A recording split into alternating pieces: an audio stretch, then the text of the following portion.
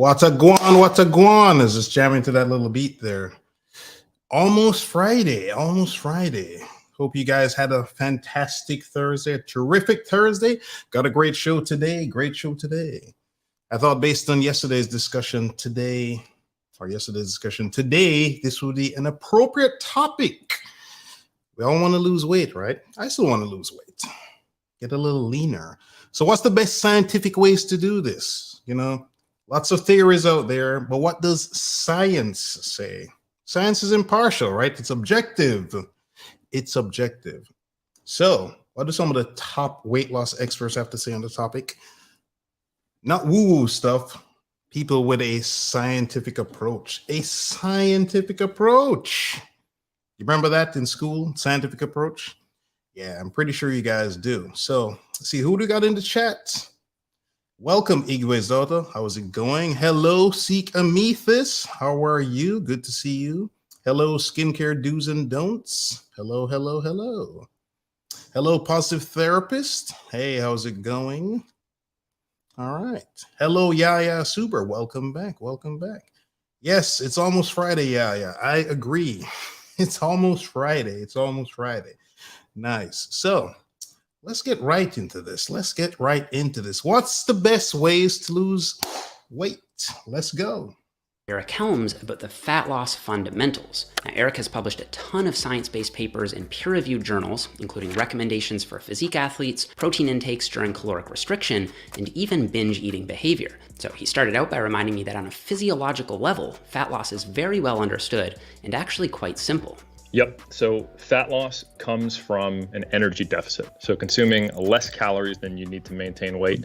Real briefly, you can technically see your body fat percentage go down eating at maintenance while you gain muscle. And you could.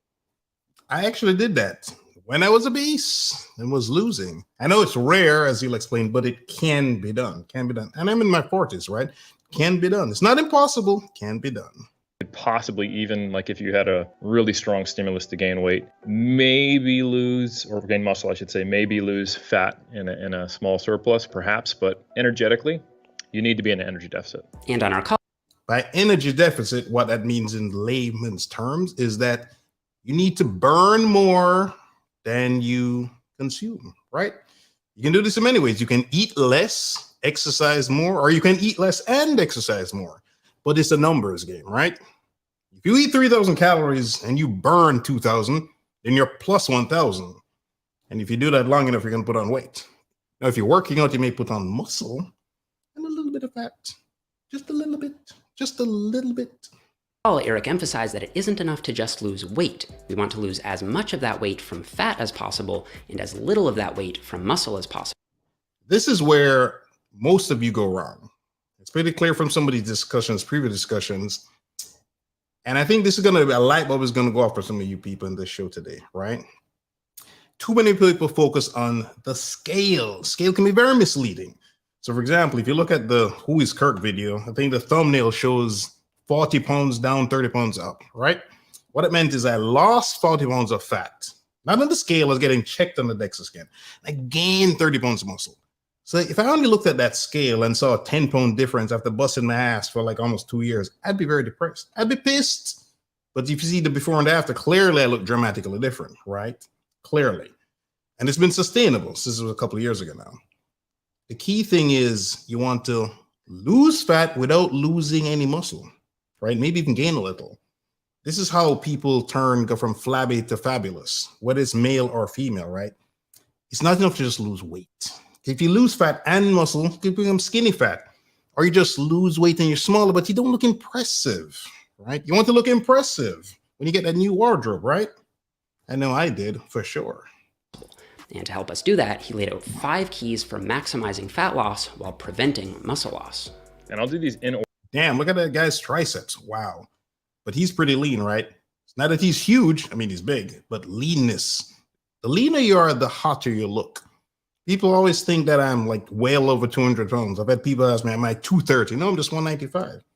The guy on the left there, he's like Jeff. He's 5'5", I think. Yeah, 5'5". But when you see him without the shirt, he looks huge. It's like 5'5", 160 maybe. As a matter of fact, a friend of mine, he benches 225. I think he's like 5'7", 5'6". He weighs like between 150 and 160.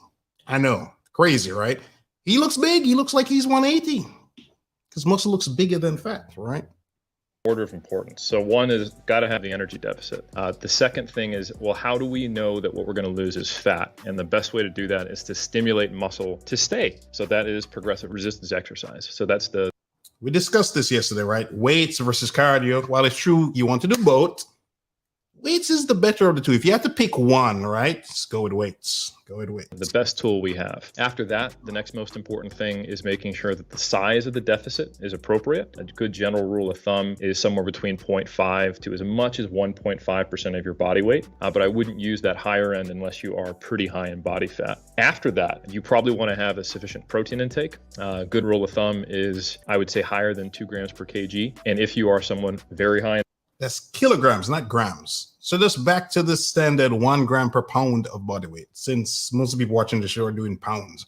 Of course, you live in that part of the world where you're doing kgs. There is 2 grams per kg. body fat, quick rule of thumb that normally puts you in the right range so you're not over consuming based on your lean mass is to use your centimeters in height. That typically scales pretty well for most people. And then finally, the thing I'd mention is an appropriate volume of cardio. So you don't want to completely get your deficit from it, and modality and timing is important here. What did he say? An appropriate amount of cardio. And we had a big debate about this the other day, guys. Where's Angelique? Angelique should be in here, man. This is for you, Angelique. Sika Meat is here. So I hope you're paying attention, Sika Meat. Is an appropriate amount of cardio. You guys have to go cardio crazy, man. You're not going to get those bodies that you desire. I'm telling you. So not right before training, and you don't want something that has What did he say? Not before when? Not before training. No cardio before weightlifting. No cardio before weightlifting. Do not do this. a ton of high impact or eccentric components. So a lot of running would probably be not the main choice. Decent What did he just say? A lot of what is not the main choice? Running. No running. No running. rule of thumb is make sure that your volume of cardio is no more than half of your volume of resistance training, which is So if you lift for 60 minutes, 1 hour, he's saying maximum 30 minutes of your cardio. Let that sink in to show you how important lifting weights are. I can't emphasize this to you guys enough. I've been saying this for weeks. Here's the science. If you Google any of the people you're going to hear comment on tonight, they're all world famous. All of them. Every single last one of them. There's a reason there are legions of people that are doing cardio, but they don't look fantastic. They don't. They don't. something I pulled out of my butt, but it's a decent line in the sand. And to make it slightly more specific, Eric So that's the one caveat there. That's the one time they did pull something out of their ass. suggested doing no more than 30 minutes of low-intensity cardio per day and no more than 1 to 2 high-intensity interval sessions per week. Again, assuming you're trying to prevent muscle loss as much as possible. So with the most important variables in place, next I asked Eric about the different types of foods we should eat. Are some foods simply better than others when it comes to fat loss? A lot of people, especially in the mainstream, will obsess over the types of foods they're eating. Like, people seem to think these foods are better for fat loss and these foods are worse for fat loss. Where do you stand on the, it really comes down to hitting the macros versus there really are some foods that are inherently more fat burning than others? Both of those statements can be true in the right context. So it does just come down to macros. However, there is some data that suggests highly processed foods have a lower TEF. We spoke about this before, right?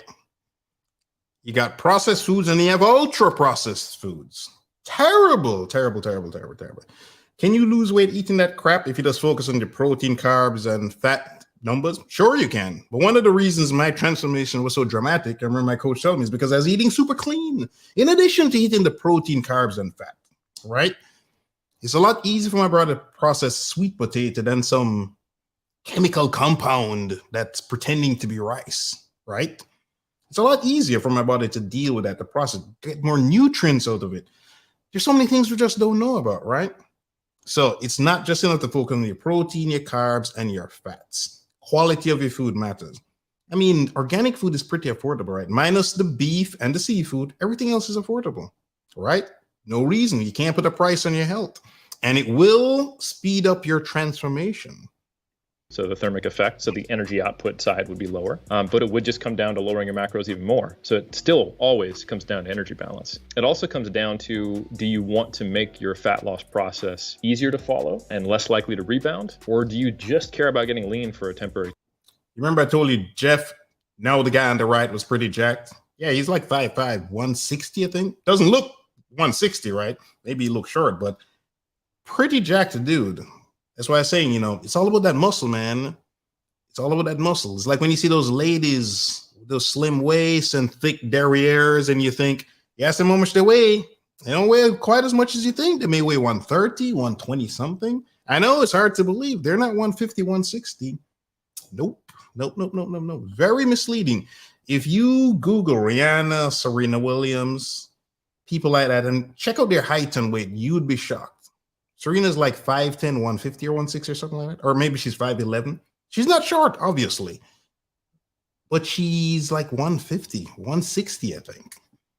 Right? Very misleading, these heights and weights types things. Time period. If it's the latter and you just don't care about white knuckling it, then yeah, you could just lower the deficit, track your macros, not worry about it, and have some semblance of variety to make sure you're recovering your micronutrient basis. But that's not most people if they really think about it. So I would say for enhancing satiety, preserving energy output, and general control of hunger signaling, you probably want to consume mostly single ingredient food items and not eating a lot of hyper-palatable foods. But there is a...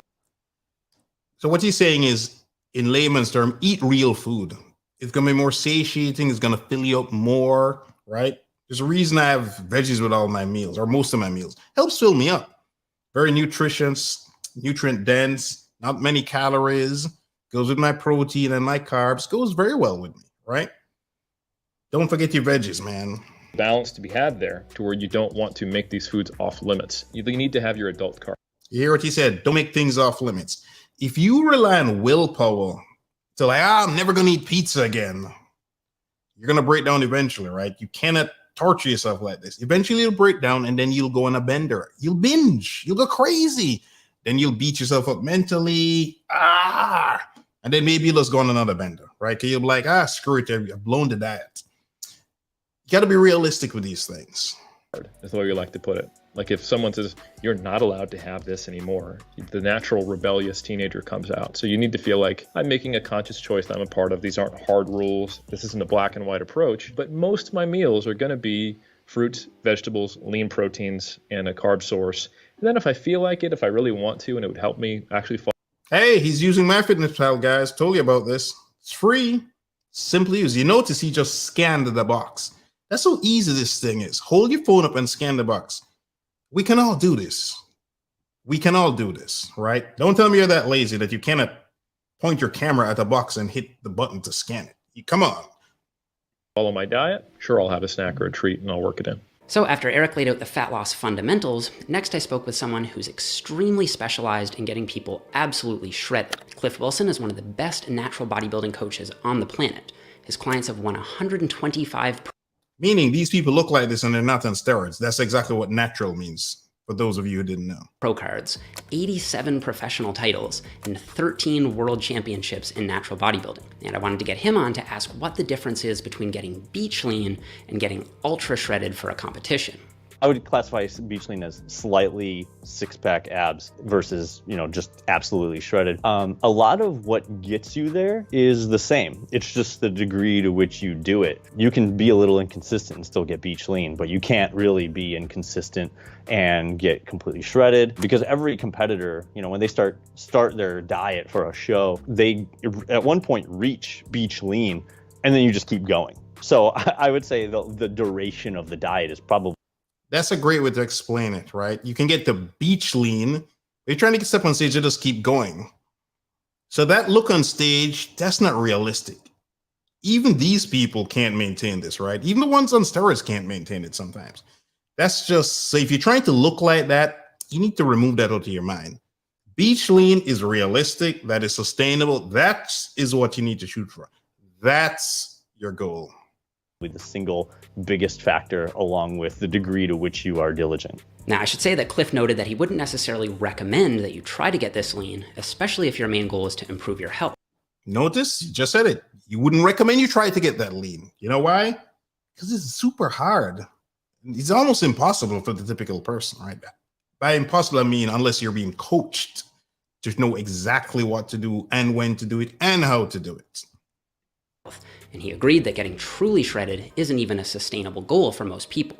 But I did find it interesting that even in these extreme cases of fat loss, it still ultimately just boils down to the same fundamental principles that Eric Helms laid out. You just push them a bit further and for longer. But one thing I was curious about was stubborn fat. Are there any tricks for losing that last bit of fat off body parts that just... I know you guys are curious about this, right? The love handle on you guys, or maybe you ladies, the bra fat. By the way, don't trust those videos that promise to lose that nonsense in 2 weeks. Lose the bra bulge in 2 weeks. Lose the fupa in 2 weeks. Love handles be gone in 2 weeks. That's just nonsense. Come on, man. That's nonsense. How the hell can you lose that stuff in 2 weeks or in 30 days? That's just Photoshop. Come on now, man. won't seem to let go. I would say there's two things. Whoa, I just saw a super chat here. We always stop for the super chats. I appreciate the super chats quite a bit. I want to show true love and respect for the super chats. So, skincare do's and don'ts. One time for Coach bringing us the facts about getting lean. Thank you. I agree.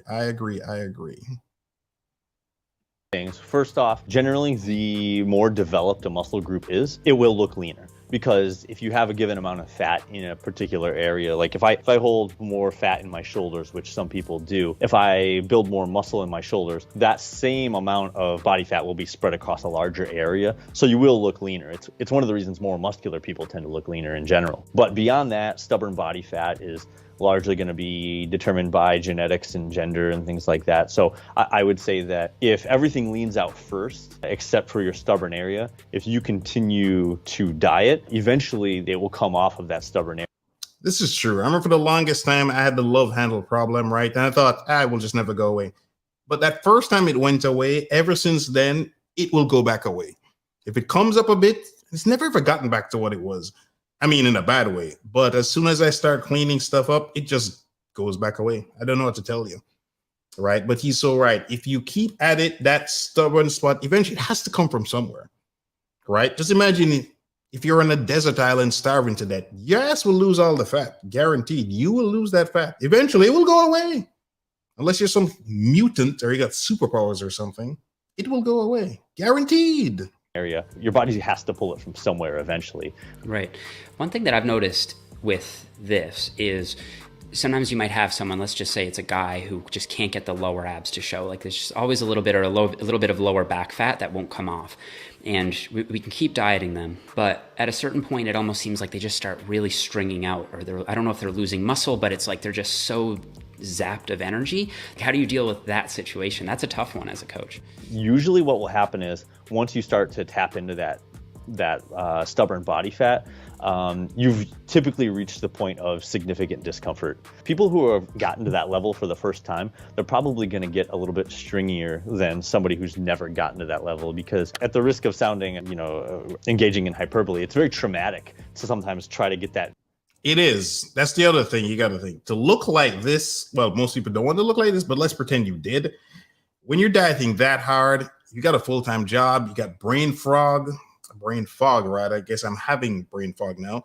Brain fog, lots of suffering, right?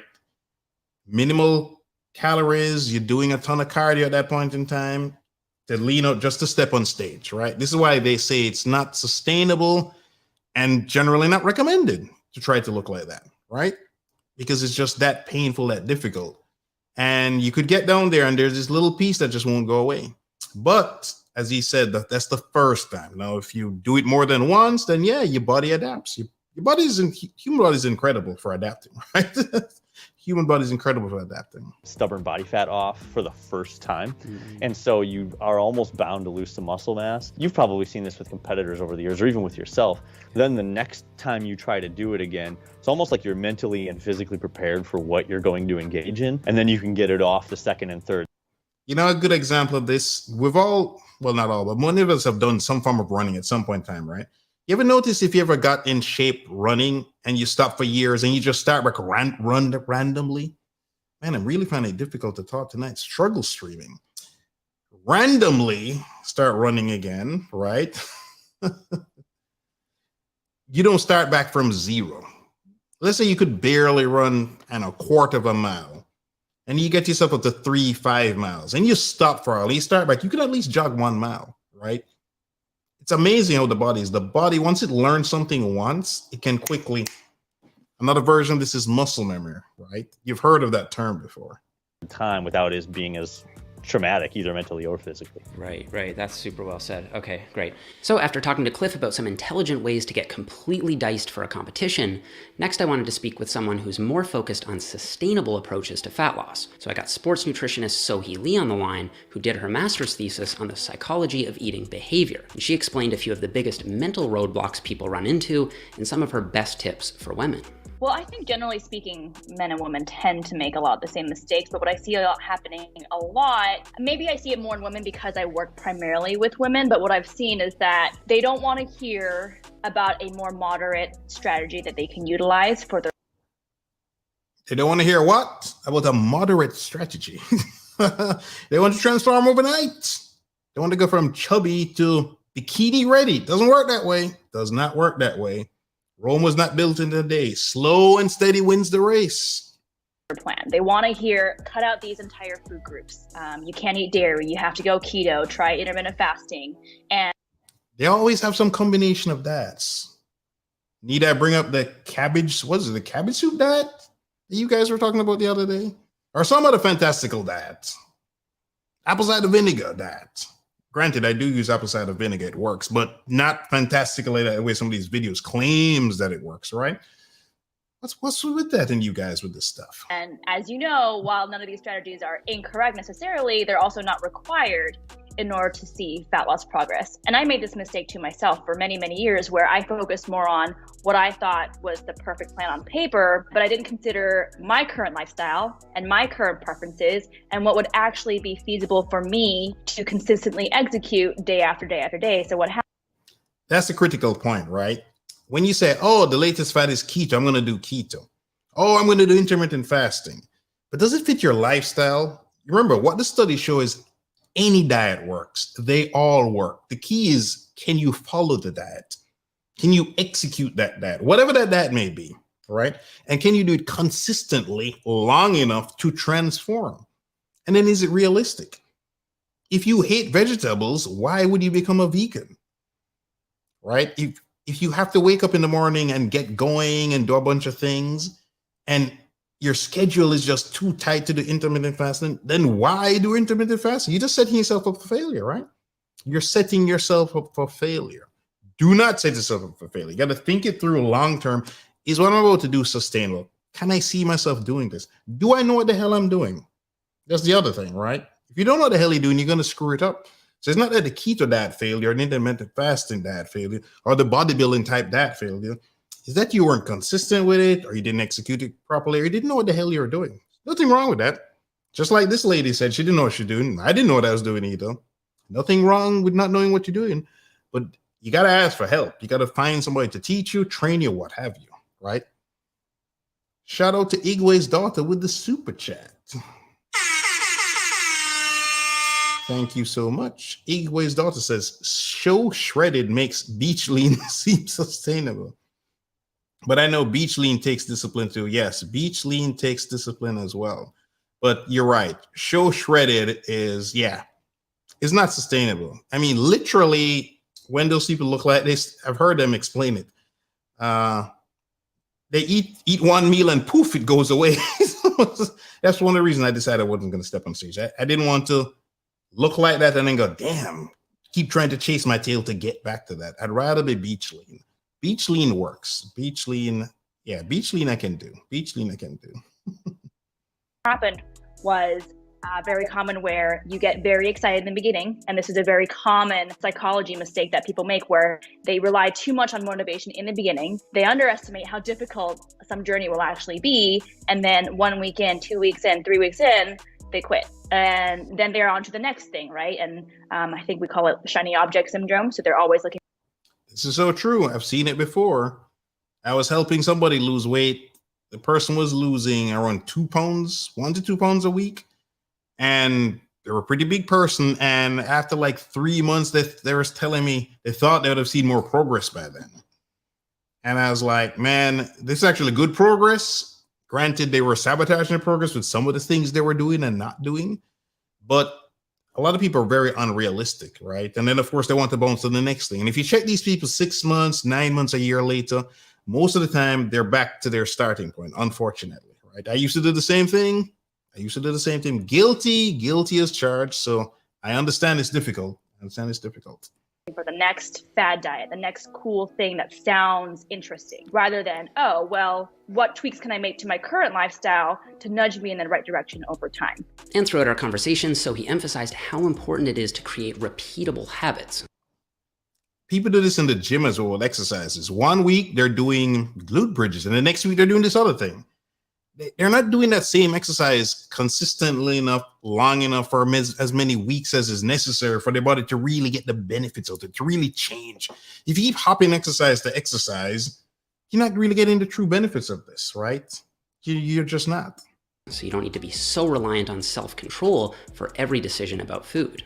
So there's always this idea that if you want something, you have to just try harder, right? Or if you fail on your goal, it's because you didn't have enough self-control. The research consistently shows that self-control is very, very helpful in the initial formation of habits, but it should not be utilized as an ongoing strategy for long-term behavior change. And the key feature of a habit, unlike self-control, it does not require cognitive effort for the habit to take place. So if we go into your kitchen or your home environment, your work environment, wherever you spend a lot of time, are there things we can change around to make maybe the higher calorie, the more calorie dense foods more annoying to access, right? If I put it at the top of your pantry, way in the back, chances are your intake is going to drop substantially because you're not.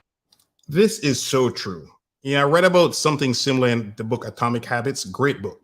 So when I was losing weight, transforming, I did this, not some master plan. It just happened organically, right? I've mentioned this before on the show. When I do a cheat meal, if after a while I feel like I'm going to be tempted or I feel like I'm out of control, I just put it in the garbage. That money has already been spent. I can't get the money back. But what I can do is remove that temptation, right? If right now, after the show, I feel for whatever, I have to get in my car and go drive and get it, right? I have to really, really want this thing to do this. But if it's just over there and I can just grab it, there's so many studies that show things like that. When you mindlessly munch, the thing's on the table, you're just reaching for it. Why? I mentioned that study before with the bowl and the soup, right? Where they had a device where they kept refilling the soup, unbeknownst to the diners. And people would just drink 2 or 3 bowls of soup, the equivalent, right? Because they're just mindlessly doing this. You have to do plays, almost like playing Jedi mind tricks on yourself, right? Or to remember to take my vitamins, I would put certain vitamins in certain places. In the kitchens, I would see to jog my memory to create this habit, right? Get a seat over and over again. Or you pack your gym bag the night before, pack it before, leave it by the door, put it in the trunk of the car. You want to set yourself up for success, not failure. Meal prepping, get the food ready. If tomorrow morning you have no idea what you're going to eat at nighttime or in the evening, there is a good chance you're going to eat bad, right? Because when you're hungry, you're just going to grab whatever's available. But if you plan things out, you're far more likely to succeed. And again, set yourself up for success, right? What she's doing here, it may seem comical, actually it is, but it's actually very realistic. It seems so simple, but trust me, this stuff works. There's no doubt about this. Not going to be bothered to go that extra effort. We call this designing for laziness. And I like to say humans are lazy by default. And how can we use that to our advantage? Another example. Oh, got another super chat here. Shout out to the positive therapist. Thank you so much. I really appreciate these super chats. I know it's your hard-earned money, or maybe if you're young enough, it's your parents' money, but still, they worked hard for it. So I really appreciate this. Thank you so much. So positive therapist says, exactly, coach. Don't set yourself up for failure. Do what is sustainable for the lifestyle change, something you can do long-term. that is so true. Again, you cannot rely on willpower, man. It's going to crush you. I've told this story before, but it's really true. A world-class triathlete was telling this story. He had a rule. He never did fast food, right? It was an easy one for him. It's not like he loved fast food or depriving himself. But he started making an exception when he would travel. He's in Europe, and food is expensive there, especially at the airport, right? Well, all airport food's expensive. So he started doing one of the fast food chains, but only while he was traveling. And he said slowly but surely, he started to reintroduce it. First, it was only traveling. Then it was only on Fridays, then Saturdays. Next thing you know, he was eating it every day. So he had to just go back to no fast food, right? Because when you rely on just willpower, stuff like that, it's just too difficult, man. Plus, why go through all that mental stress and pain and agony? Don't do that. Don't beat yourself up like that, right? It's not worth it. It's definitely not worth it. And this is called a choice architecture intervention. Let's say you're at work on your desk, there's a clear bowl of, I don't know, M&Ms or Skittles or something, and within arm's reach, right? So it's visible, it's close, it's very easy to access. But if you were to, let's say, put the candy in an opaque container, or put a lid on it, or move it farther away, so I have to stand up and walk over, or simply put it in a drawer out of sight, my intake will drastically go down, again, without my really conscientiously realizing that it's happening. Exactly. These are simple things you can do, right? It's kind of like when I went through those tips to effortlessly lose belly fat. The simple things like drinking a glass or two of water before a meal, right? Just little simple things that can help aid you to start building these habits, right? You're trying to create a habit. It's like brushing your teeth, right? You don't do it for pleasure necessarily. You just do it. You don't even think about it. It's kind of like when you're driving from point A to point B, something you do all the time. You just do it on autopilot. This is what you want to get to, where it's on autopilot. So when you really want that cake or whatever that vice is, you really want it and you have it and you enjoy it and you don't beat yourself up, right? Like Dr. Helm said earlier in the show. It's all about that balance. You want the balance. You want to maintain your sanity. And think long-term, think something that's sustainable. You should be able to view whatever you're doing today. I can do this a year from now or 2 years from now. I mean, if it fails, at least you went into it with good faith, with yourself. Don't lie to yourself. Do not lie to yourself. And many of the points Sohi made were supported on my next call with Dr. Lane Norton, who also has a competitive background, but has focused more of his published work lately toward understanding why well over half of diets fail and what we can do to help people keep the weight off once they've lost it. There's no one diet that pops out as, hey, the Mediterranean diet was best, or hey, low carb was best, or hey, plant-based was best. Because if you equate them for calories, then all the diets do about the same. And a lot of that is that dietary adherence is pretty terrible across the board. No matter how you slice it, the relapse statistics are still pretty bad. So you notice what he's saying. It's irrespective of the diet. It's something I've said several times on the show, right? Any diet can work. And the studies pretty much show that they're all just about the same. The key is consistently and executing the diet properly. Even the term diet is not necessarily such the right word. It's more like, I'd like to say a lifestyle change. I dieted, I lost 65 pounds. I put every damn pound back on. It's only when I made a lifestyle change did I keep it off. The more people regain it than keep it off. But despite the fact that weight maintenance is a challenge for many people, Lane has identified the 5 most common weight maintenance strategies used by people who were successful with long-term weight loss. What we do see is these habits and behaviors. And the first one and the most common one is that these people practice some form of cognitive restraint. So that can be in the form of calorie counting. It can be in the form of I'm not eating past a certain hour, or I'm not. Like intermittent fasting, right? Intermittent fasting can really help people up. If you struggle with discipline, intermittent fasting can be great for that, right? You're setting, I'm going to only eat between these windows, and you have a goal. You can even put timers on your phone. That's a tip I've given to you before. The alarm function, you can name the alarm. It could be begin eating, stop eating, or alarm in between saying halfway, we're at the halfway point. You can do whatever it is.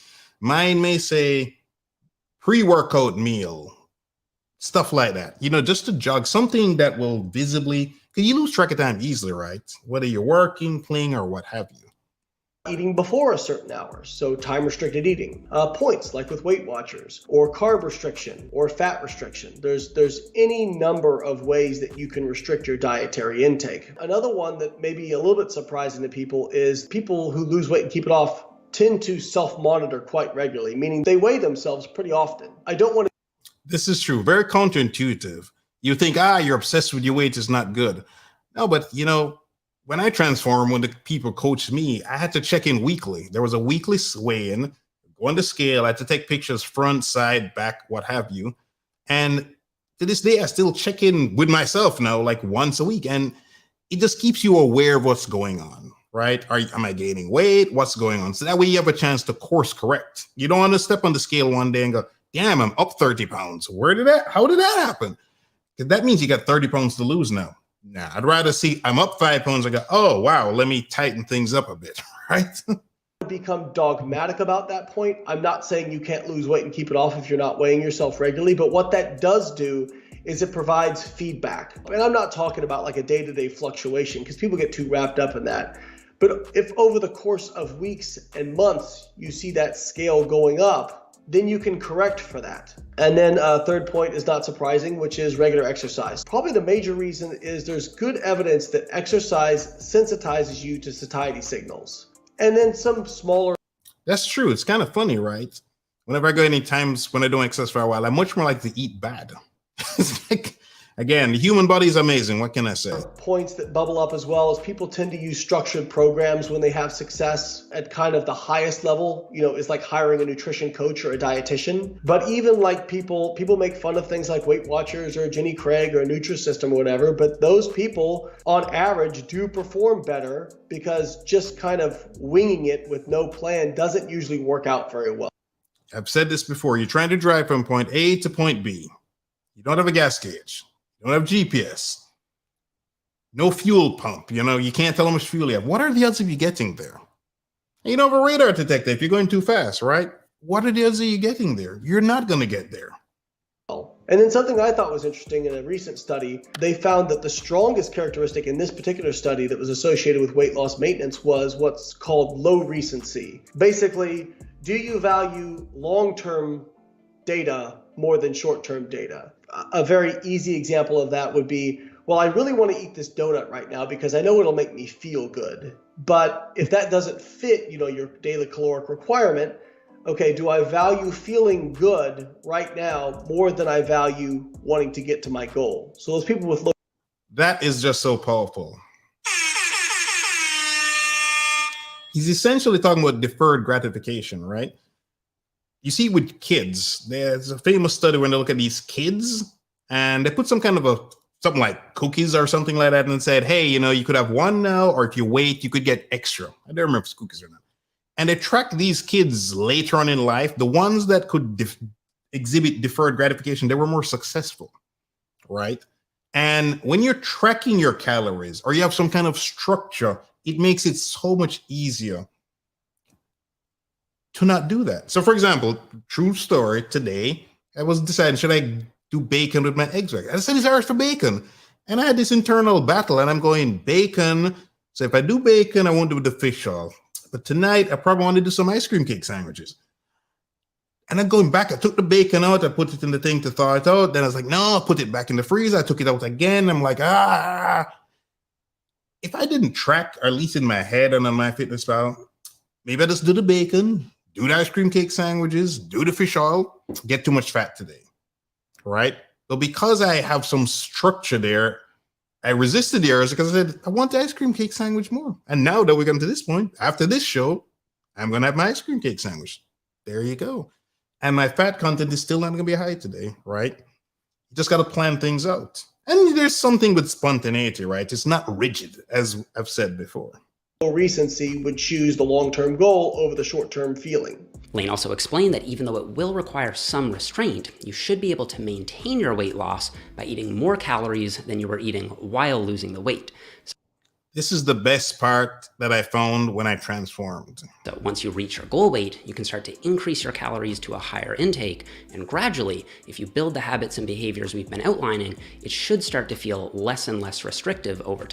Basically, once you've paid your dues, you get to reap all the benefits. I've said this before. When I go back home to Jamaica, this has happened at least two to three Christmases. I was eating like 4,000 or 5,000 calories. I lost a pound or two. This is crazy. I know. Or if I did that a couple of years ago, I'd put on 10 pounds probably over vacation, right? So, as he said, funnily enough, you can eat more food. I can eat 2,800, 3,000, 3,200 and maintain this weight pretty easily, right? Pretty easily. So what does that mean? It gives me a lot of leeway if I want to go eat out. If I go and eat out and have a big ass meal, it's not going to damage me the way it would have damaged me like 7 years ago. And there's science behind this as well, right? This is exactly what he's talking about. Pay your dues now, you'll reap the rewards later. Deferred gratification, right? Time. For me, I struggled with dietary adherence when I first got into bodybuilding until I switched to a more flexible dieting approach. And just the fact that I knew I could eat what I wanted so long as it fit my macros, I had no problems with adherence after that. It feels easy. I continue to do it to this day. It doesn't give me hardly any stress. But there are some people, for them, tracking macros is extremely stressful. You know, I've heard from some people who say, you know, I tried tracking macros, I hated it. I did low carb, and that feels easy to me. And so what I would say to people is find the method of restriction that feels the least restrictive for you as an individual, but also don't assume that what feels easy for you will also feel easy for somebody else. Because wise words. He's being practical to tie into the science. The science says any of these methods work, right? So just use the one that works for you. I said it earlier. If your schedule is hectic, whereas, for example, you can't get to breakfast in the morning, perhaps intermittent fasting would be great for you, right? Or the reverse. Maybe intermittent fasting is not great for you. Maybe keto is better, or this or that. You got to figure out what works for you, right? There's no one size fits all. The key is slow and steady wins the race, and you just got to be consistent with it. I've also made that mistake as well. And last but not least, I wanted to have an expert on supplements set the record straight about fat burners. Now, Dr. Eric Trexler has published a whole lot of papers on a variety of different supplements, including caffeine, creatine, omega-3s, and plenty more. And in our chat, he outlined the different types of fat burners that look good in theory, and whether or not any of them are actually worth using. You know, there are plenty of types of supplements out there that are marketed for fat loss. So supplements that are supposed to enhance fat oxidation, things like carnitine and CLA, stuff that does in fact increase energy expenditure, caffeine, capsaicin, ephedrine, yohimbine, stuff like that. You'll also see things that are marketed as kind of hunger reducers. So most anything that's marketed as a thermogenic will also typically impact hunger. But then you've got other stuff like ginger and 5-HTP. And then there's also stuff that's marketed as kind of nutrient blockers. So things that modify or block the absorption of fat or carbohydrate. And so all of those on paper sound great, but the problem is they all have some kind of flaw. For things like caffeine, you worry about, if I try to use this consistently, will I habituate to it? There are some on that list. Or will it mess up your sleep, right? For some of you that are very caffeine sensitive, actually, a lot of people, if you say you're taking your caffeine, most weight loss products have caffeine in them, and it's just proven to help with weight loss, right? Boost your metabolism, etc. But suppose it messes up your sleep, right?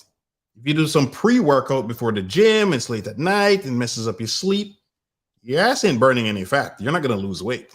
Sleep is so critical, as I've said so many times, right? So that's a perfect example where you have to balance things out. These things are not magical pills. Everybody's looking for a magic pill, a magic potion. Does not exist. Does not exist. That just have quality control issues, like yohimbine. Some have side effects, like yohimbine and ephedrine. And there of course, are some nutrient blockers that work too well and cause really unfavorable GI distress. And then for most of them, the issue is that there's just a lack of really strong conclusive evidence. Meaning that supplement manufacturer will stretch for any little thing. I've got this one study over here with some rats that maybe, but the dosage doesn't match up. Like I mentioned just in yesterday's show, resveratrol, right? To get the benefits of resveratrol, you have to drink several bottles of wine a day. Several bottles. I don't remember the number. It was a big number. Not really possible is what I'm trying to say. So the studies may say, take this thing and you lose weight. You'd have to dig into the study to see For example, the dosage. You may have to take half of that damn bottle or ridiculous amount of that bottle, whatever that may be, to get the same benefits as the study points out, right? Some of these things are just so misleading. It's ridiculous. And most of the ones that have been really well studied, you'll find that you could achieve what they do with much easier, more affordable methods. So let's That's almost insult to injury, right? Even the ones that work, he says, you can achieve the same results with easier and more affordable methods. Wow. Ouch. put it all together now. Like someone comes to you and they're like, I want to lose fat. What supplements do I take? Are there any that you really would recommend to them? My recommendations would be the same for whether they're doing a fat loss phase or not. So I would still say, like, yeah, there are some supplements that can help you during your fat loss phase. They just don't cause fat loss, right? So things like creatine monohydrate, whey protein, if you're not getting enough protein through your food, because high protein diets are fantastic. You see what he said there, right? He's like, yeah, they can help with your fat loss, but they don't cause fat loss. So the subtle difference there. So he's touching on your whey protein, right? I've said before, it's a great post-workout or pre-workout if necessary, and to fill in the blanks. So you're just low on protein that day, or you just can't get enough because of your schedule or what have you. That's what he's trying to say, which is what I've told you guys before, right? Fantastic for fat loss goals. When we're on a weight loss diet, sometimes it's hard. We'll restrict fat, and it's hard to get essential fatty acids into the diet. And so fish oil could be a really good option there. There might be some vitamins or minerals that we're getting less of when we start reducing food intake. So it's another good. This is very true. I've told you, I use Thorne for years, THORNE. They do not sponsor me. I put links in there. So if you do click the link, I get some kind of a commission through Amazon. So that I do know, right? But they're NSF certified. So if you're some Olympic athletes, you can take them and not worried about being caught for some kind of drug or what have you. Very legitimate supplement company. No mumbo jumbo. Their stuff is not cheap, obviously, when you look at it, but it's legit. It's legit. If you just Google them, you'll see a ton of positive reviews. It's not one of these fly-by-night, nonsensical companies. Reason why you might consider taking a multivitamin or even a vitamin D supplement as well. And before we wrap it up, I do want to direct you guys to a few things that I think you'll find helpful when it comes to your own fat loss plan. First, I've linked a few amazing resources that my guests have to offer down below, whether it be a tracking app, an ebook, or some other content. So I thought this was a great way to summarize a lot of things we've been talking about and to present some new information to you guys, right? So I dropped the link before regarding calling in to the show. I'm going to drop it again. Actually pinned it. So I learned that yesterday in yesterday's show how to do that. So it's pinned for any of you guys who want to call in. Or you can just shoot your comments as well. And remember, you don't have to cam up if you're camera shy. So feel free to call in. So let's see what we got here. Hey, welcome first time to the show. Intermittent fasting with Ryan. Slow and steady wins the race. I agree 100% with that. Funny enough, I just discovered this gentleman's show today. It's a pretty good YouTube channel. Very realistic, right? That's what I liked about it. Very realistic. No mumbo jumbo nonsense in there. No mumbo jumbo nonsense. Because there's so much garbage out there. So much nonsense. So definitely check out his channel. Pretty good channel. Let's see. Yes, Positive Therapist agrees with you. I'm with slow and steady wins the race. Yep, that is so true. That's exactly so true. Here we go. Skincare Do's and Don'ts says, yeah, exactly. I've seen people who want to go vegan to solely lose weight. They don't do it for any other reason. And those are people that are not going to do it right. You know, they're going to go vegan and eat a ton of carbs, ton of bread, a ton of pasta, whatever. Then it's just not going to work for them. Right. So if you don't execute any diet, you will fail. Guaranteed. Yes. This is so true. Let's see, what else have we got going on down here? Hey, welcome to the show, Card. Card says, trying to plan meals that are good for both you and your young kids can be a little challenging. My kids are troopers, though, and are eating egg whites like champs. Wow, that's impressive. Yeah, I think it's probably more challenging for you, Card, because at that age, I'm assuming they're young. Yeah, you actually did say young. They have a fantastic metabolism. They can eat anything and still look great. You, on the other hand, you can't eat anything anymore, man. Nope, unfortunately, you cannot. If you have kids, you probably can't eat anything anymore the way you did when you were a kid. You remember those good old days? Kids don't know about dieting or sleeping well. They just go to sleep. and they just eat whatever they would like to eat. So Card follows up with, what's a good plan for that situation? Well, you got to make it fun, right? And the worst thing you could try to do is try to restrict them, right? Kids are a lot smarter than we think. If you explain things to them, they might choose to do something healthier, right? And just make it fun. There are clever ways. And the other thing too is almost any vice nowadays, there's a clean version of it, right? There's organic pizza that's more like pizza from back in the day. It's not going to be as high fat or high carb as your regular standard pizza. We'll have less of the crazy stuff that's in there. But if you educate kids and it tastes good, it's got to taste good, right? If it doesn't taste good, they're not going to eat it. And kids like to emulate their parents. They like to copy them. So if they see mommy and daddy eating a certain kind of way, they're going to want to eat that kind of way, right? Daughters want to copy their mothers. Sons will want to copy their dads. That's a very common thing. So those are some tips that you can use right there. Very good question. We haven't had a question like that before. Thanks for the question. Thanks for the question. You get another shot at it. Let's see. Moving down. And yes, don't forget to hit the like button. Likes are free. Hit that like button. They don't cost you anything. Here's a good answer to as well for Cord's question. You could cook 2 types of meats and let them choose. Add veggies to the egg whites. Children typically like colorful food. Tell them eating spinach would make them strong. Yes, like Popeye, right? You can do those Popeye things. And that's real, you know. If kids think a thing is cool, they will do it. It doesn't matter what the hell it is. If they think it's cool, they do it. Without a doubt. Oh, wow. There you go. You're talking about Popeye. There you go. Great minds think alike, Card. Great minds think alike. Let's see. Igwe's daughter. Oh, thank you for the super chat, Igwe's daughter.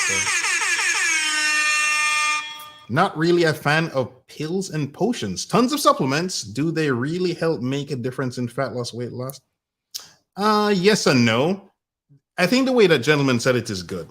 They don't necessarily cause fat loss, but they aid in fat loss, right?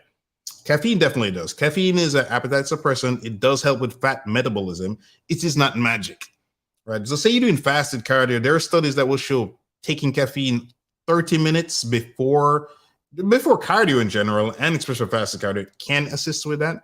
And as an appetite suppressant, definitely helps. So if you wake up in the morning and you want to do a workout, but you might be hungry, the caffeine, drinking a cup of coffee can help with that for sure. Or the protein, as you mentioned, making sure you get enough protein, right? Or some kind of a sleep aid. Again, if you're not getting quality sleep, you're not losing any weight. I'm sorry, it's just not going to happen, right? As I said in another show, poor sleep is going to mess with the hunger hormone ghrelin. That's going to make you hungry. And worst of all, it makes you crave carby food, the sugary stuff, right? That's not going to help you lose weight either. So in terms of a magic pill, some magic fat burner, unfortunately, it doesn't exist. Does not exist, right? Good question. Yes, Cord. Those days are long gone. That is true. That is true. It is true, says Skincare Do's and Don'ts. I eat a donut now and I gain 5 pounds. Yep. Yes. Here's a really good tip. Another great tip is taking them to the grocery and let them pick out their groceries. It makes them feel as they're part of the process. That's a great tip. That is a very good tip. That's a very good tip. Very good tip. Scroll back, see if I missed any comments. And hey, remember, if you feel free to call in if you would like, ask any questions or just comment on the show. And yeah, let me know what other ideas you have for shows you'd like to see. Let's see. But I think one of the key takeaways is you have to make this be realistic and sustainable. As long as it's realistic, right? You didn't get fat overnight. It took years, many years. If you think about it, transforming in a year or two is actually, you're kind of up because you didn't get fat in a year or two. Usually it took you many years to incrementally just get fatter and fatter and fatter, right?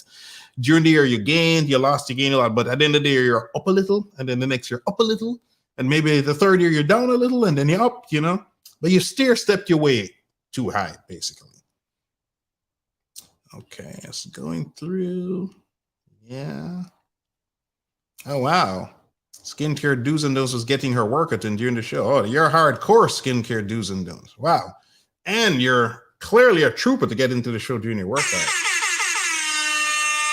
Hey, I missed who is the main Angelique calling in. So I hope you caught the part about the cardio, Angelique. I think they gave some great tips there on the cardio. It was at the beginning of the show. If you did not, please watch the replay. Right? They interviewed a gentleman that gave some really good answers to cardio. Because I know you had lots of questions regarding cardio. So cardio is definitely very good, like we said before. Just don't do it before your workout, right? And don't do too much of it. So yeah. And I'm glad Sika Metis was here as well, because I know both you ladies had lots of questions about the cardio from yesterday. Let's see. Make sure I'm not missing anybody. Sika Metis. I am the one that looks at that scale often. So you want to look at the scale, but don't look too often, right? Like once a week is good. And you know, another tip was to be consistent. My coaches had me doing, like say, every Sunday morning, every Saturday morning. And just for sanity's sake and for consistency, just do it first thing in the morning, right? Just have a routine, either before you go to the bathroom or after you go to the bathroom. Personally, I prefer after the bathroom. Why? Because I'm trying to get that scale as low as possible, right? The post-bathroom scale weight is always better than the pre-bathroom scale weight. And for sure as hell is better than the later in the day scale weight. Do not check the scale later in the day. If you miss the morning weigh-in, like when I had forget and I drink a cup of water or a glass of water, I never bothered. To hell with that, because it's going to show like half a pound or more great. I was like, I can't deal with that, man. I want that down as little as possible. Big up to the pre or post bathroom scale weigh-in for sure. Let's see. Hold up. I am 190. She here. Okay. Is table considered high intensity? Is table considered high intensity? I can't remember. The name sounds vaguely familiar, but if you're talking about the HIIT stuff, you remember HIIT is you're only doing that for like 20, 30 seconds, right? So if table, you're only doing it for 20, 30 seconds, and then you're taking a break. Because remember, most HIIT workouts aren't really HIIT, and you don't need to go crazy on the HIIT. As I said before, it is easier, in my opinion, to just the slow, the slow, steady workouts. It's easier to do, less likely injury, blah, blah, blah, blah. Well, of course, if you like it, because again, the day, you have to like it.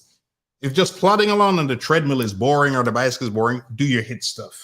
Go at it, right? It has to be fun. Whatever you're doing is fun. If you hate lifting weights, as great as weightlifting is, do body weight exercises then. All right. And if you hate that, go play tennis, basketball, something, but just do something. Do something active. Yep. Igwe's daughter said, so true. Organic food is super affordable. Now, that is true. It is. It's very affordable.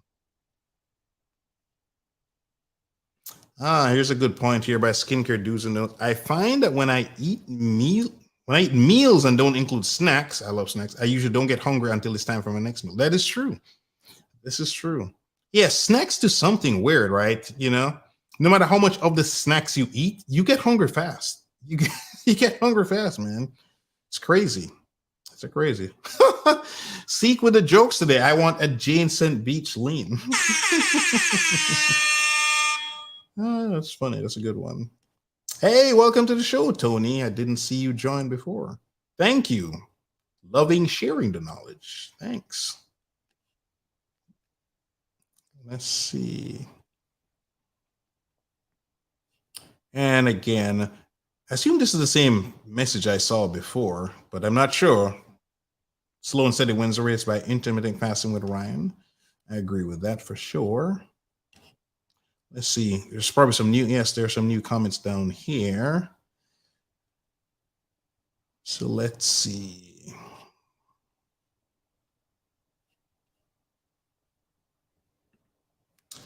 Tony says, women who have hormonal issues have harder time losing and keeping weight off. This is true. This is true. I mean, I'm not going to lie. It's definitely easier. It's not an accident when you see these before and after transformations. You usually see them more dramatically with the men. I mean, for one thing, guys have a lot more muscle mass, right? So, it is what it is. It is what it is. I'm not going to lie. It's definitely more difficult, but it can be done. right? I interviewed that lady, the 64-year-old female bodybuilder. I showed you guys just yesterday the pictures on the internet when she was 50, 54, and 60. She looked hotter as she got older. This was not an accident, right? This is not an accident. So if she can do it at 64 and you're in your 30s or 40s, I don't want to hear any excuses. I don't want to hear any kind of excuses. No excuses. Seekamethis brings up a good point to here, water weight. When your hormones are acting crazy, you can, water retention, right? I should do a show on that, or at least, I should do something in that. Because water retention is real. For example, when you go on vacations, some of that weight you gain is just water retention because you ate so many carbs, your body's going to draw more water into the cells, right? So it's water weight. That's why a lot of times when you come back, you lose it. The water weight sheds and you go to the bathroom and excrete it. Some other stuff as well, right? I mean, that's a real thing. That's a real thing. Yes, skincare do's and don'ts agrees. I'm all for post-bathroom weight. This is true. I'm all about that as well. All about that as well. So, yeah. If you haven't already, hit that like button, please. It will help me with the YouTube algorithm, which can share the show to more people. Thank you so much. I appreciate that. Seekameth is currently waiting for a tennis partner. There's websites, even apps I like to say, where they try to match people like workout buddies. I don't remember the name of it, unfortunately. But, I mean, nowadays you can find anything for anybody, right? So it wouldn't surprise me if where you are, you Google like local tennis or something. I guarantee you, because, when I was in Michigan, I remember there was a little, you could find local clubs to go play tennis with people. I remember this. So I'm pretty sure where you are, you can find somebody, right? Actually, I don't know where you are, but I'm guessing you can find somebody where you are. So Angelique says, yay, I take my 2-year-old with me when grocery shopping and she loves it. Ended up naming things she sees. Nice. Oh, by the way, Angelique, we're so signing off last night. I saw the part about you're going to have a baby. Congratulations. Congratulations. I'd already hit the end broadcast button, so I saw the scroll pop up. So, maybe I should do a show on working out while pregnant. That'd be interesting. If you guys want to see something like that, let me know. I'm assuming Angelique would want to see something like that. I could do some research on that. I've personally never been pregnant, so can't say I've been through that. But I knew, generally speaking, it is healthy to keep working out, being physically active. And interestingly, there's a tribe, the Tarahumara tribe. Hope I'm pronouncing that right. Famous for running these like ultra marathon type distances. The ladies, I know, right after giving birth, they'll go back running. This is way more than a marathon is what I'm saying. Pretty soon afterwards. So, you can do a lot more than you think, right? Either while pregnant or after you're pregnant. Let's see. So, Seekamethis, you need to do what Angelique does then. Congrats. You can follow her and carry your 2-year-old to the grocery. Teach them while they're young, right? Get them exposed to that broccoli and carrots and things of that nature. Clean food, all right? They don't have credit cards. They don't have car keys. They can't go out and get their own stuff. They will eat what you give them. They will eat what you give them. Yeah. Oh, well, there you go. You're in Atlanta. You can definitely find a tennis partner. Definitely. I would just Google that. Perhaps at the YMCA or something. They probably have amateur leagues. And even if you reach out to those people, I'm not saying you got to do something competitively. I'm sure that you can just find people just want to play, right? And if it's fun, you'll keep doing it. If it's fun, you'll keep doing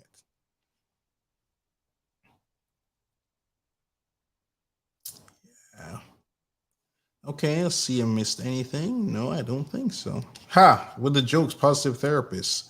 Yes, you're right. If I was pregnant, I would be famous. That is true.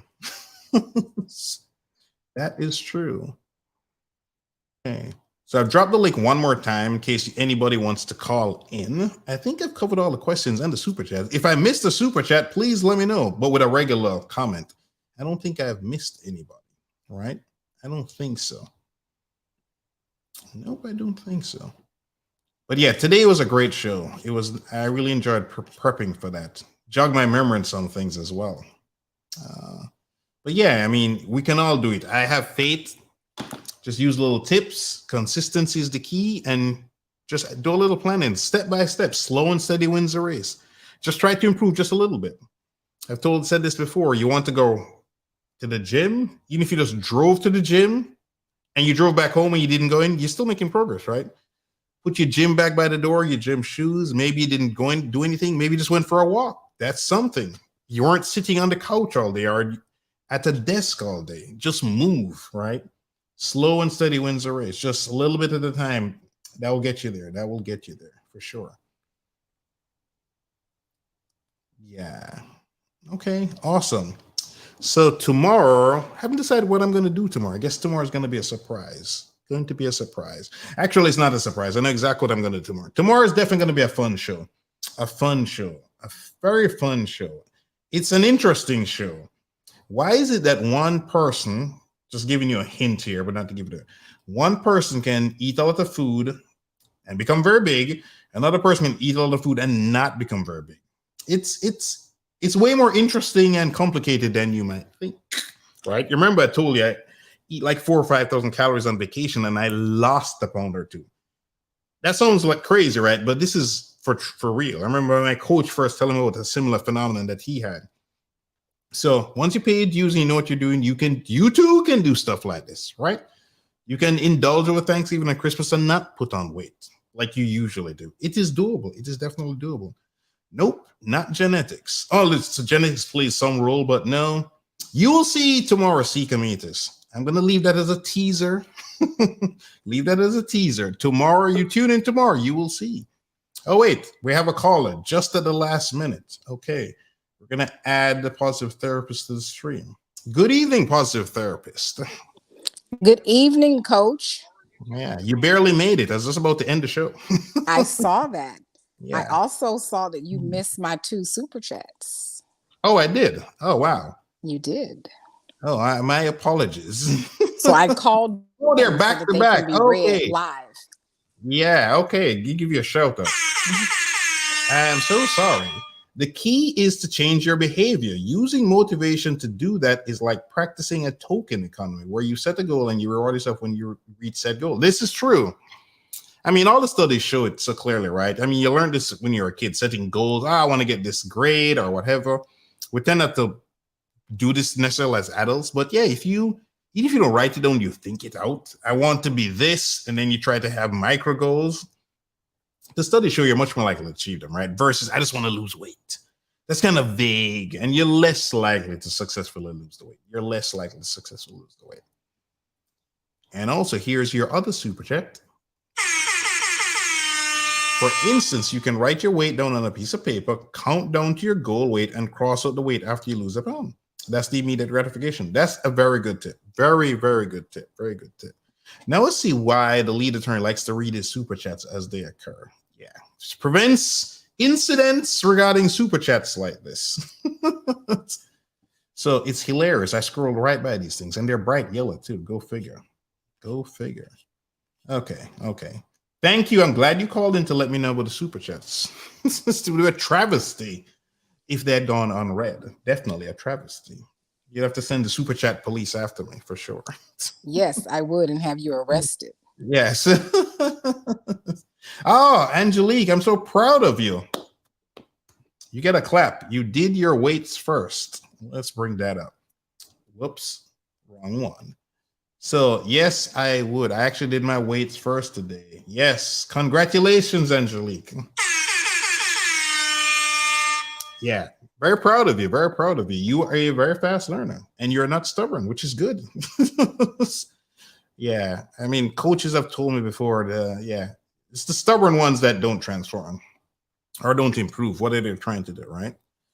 Cometas, great info at the positive therapist. I agree. It was pretty good advice. Pretty good advice. Thanks again for the super chat. Again, as usual, I appreciate the super chat. It's your hard-earned money or your parents' hard-earned money, but either way, it's hard-earned money. So I appreciate every last dollar. Thank you. I appreciate it. Thanks.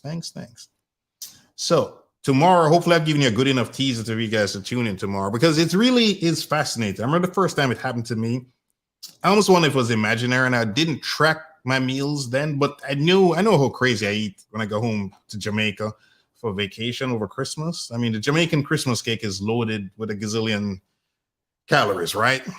rum, fruit that's fermented in the marinated in the rum, blah blah blah blah blah. I'm doing the festival with jerk chicken. There's thousands of calories in the festival, right? Yeah. It's fried bread basically. So gazillion grams or a gazillion calories, right? But yeah, then the next year I meticulously tracked and had knew what my weight was, and yeah, lost a pound or two. So yeah, it's definitely a thing. It's definitely a thing. So, all right. So later's my massive. Me a galang now. And for those of you who don't speak Jamaican patois, that is goodbye, my people. Bam. Peace. See you tomorrow.